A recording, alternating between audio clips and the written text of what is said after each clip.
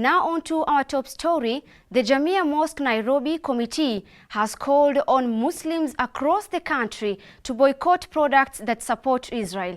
This call action comes in response to the ongoing massacre in Gaza by Israel, where thousands of lives have been lost and infrastructure destroyed. Speaking on Friday at Jamia Mosque Nairobi during the Friday sermon, Jamia Mosque Nairobi Majlis member and former Mandera County Senator Billow Kerrow called for humanitarian support to help the survivors of the ongoing genocide.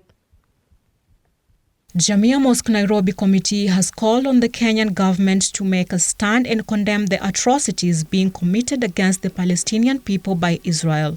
Speaking at Jamia Mosque Nairobi, the committee, through a statement, said the situation in Gaza is the most tragic catastrophe witnessed during this century, where more than 40,000 people have been killed following the continued attacks by Israeli forces. Wallahi inasikitisha, serikali ambao tumechagua ya Kenya, ambao inajidai wanaangalia human rights, ambao inajidai katika katiba yetu ya kwamba tunaangalia rights ya binadamu, tunakaa katika United Nations, lakini what is going on in Palestine, they cannot open their mouth to condemn it. Shame on the government of Kenya. They cannot condemn even one single day. Wanaogopa Wayahudi, wanaogopa Americans, wanaogopa watakatiwa ile marupurupu kutoka IMF wapi. The committee, through the Majlis member and former Mandera County Senator Billow, emphasized the importance of economic boycotts as a form of peaceful protest against what they describe as ongoing injustices and human rights violations in Gaza. Let us continue to boycott all the products of this Zionist Israeli state. Na mnajua, kwanza wa Somali mnapenda kwenda hizi makafe yao, inajaa hapa, ile chips yao, acheni hii maneno bwana. Don't go to these places. Sallallahu ala Nabi. Don't buy their coffee. Don't buy their tea. Don't buy their water. The call for a boycott is part of a broader movement seen in various parts of the world where activists are using economic means to protest against policies and actions they deem unjust to the people of Palestine. What is happening today in America and in Europe? Wanahangaika wale Starbucks na McDonald's na ile mahoteli yao yote. They are making huge losses. Manake hawa wa Kristo ambao sio Waislamu wako Europe na America ambao wana support Gaza wanakataa kukula pale. Lakini wewe Muislamu unapenda kukula pale. Unaona hiyo hoteli nyingine ni kienyeji, unataka ukae katika hiyo mahali maridadi na wako kila mahali. You should avoid them. The Jamia Mosque Nairobi committee has called on the Muslims to continue contributions to aid efforts in Gaza. Ile msaada ambao tunapeana, the humanitarian support. Hii pesa kidogo unatoa, unaona pesa kidogo, lakini hiyo pesa inasaidia wenzetu. We have raised a lot of money from Jamia, we should continue raising.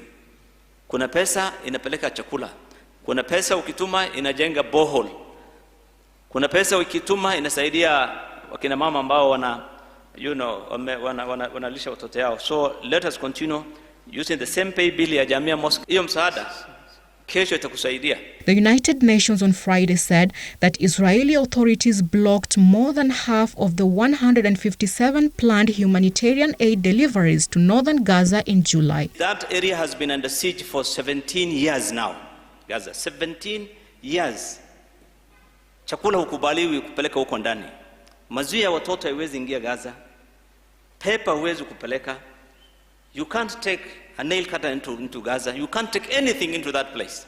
The UN Agency for Palestinian Refugees has warned that the situation in the occupied West Bank is deteriorating amid ongoing Israeli attacks.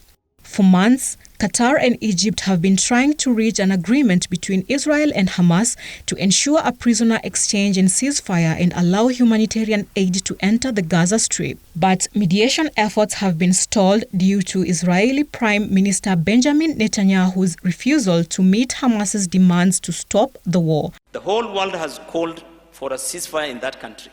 Lakini mnajua ya kwamba Israel pamoja na wenzao Amerika na wengine wamekataa mambo ya ceasefire, manake they want to go ahead with the genocide. Na hii ni arrogance ambayo tumeona katika hizi nchi. Particularly the US, some of you think America is a good place. Some of you want to migrate there, lakini nchi iko na laana ya Mwenyezi Mungu. Tensions have been running high across the occupied West Bank, including Jerusalem, amid a deadly Israeli attack that has killed over 40,000 people in the Gaza Strip since October 7th. Salma Salim, The Muslim Insight.